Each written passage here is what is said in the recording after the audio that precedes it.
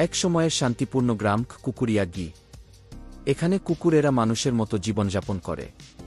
সকালে তারা ঘুম থেকে উঠে ব্রাশ করে জামা পরে স্কুলে যায়।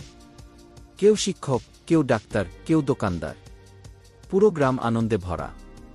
গ্রামের সবচেয়ে কৌতূহলী কুকুর হল টুকাই। টুকাই সবসময় নতুন কিছু শেখার চেষ্টা করে। একদিন সে গ্রামের প্রাচীন লাইব্রেরিতে ঢুকে পড়ে। সেখানে একটি ধুলো পড়া পুরনো বই দেখতে পায়, যার উপরে লেখা ছিল জাদুর রহস্য। বইটি খুলতেই চারপাশে রঙিন আলো ছড়িয়ে পড়ে। বইয়ের ভেতরে ছিল একাধিক ম্যাজিক স্পেল। টুকাই মজা করে একটি স্পেল উচ্চারণ করতেই পুরো গ্রাম বদলে যেতে শুরু করল। স্পেলের কারণে গ্রামের ছোট কুকুরা আনন্দে ছুটতে শুরু করল এবং পুরো গ্রাম অন্য এক মাধুর্য খুঁজে পেল। তারপর টুকাই যেই না আরেকটি স্পেল পড়ল, সাথে সাথে কোথা থেকে রোবট কুকুররা গ্রামে হামলা করল।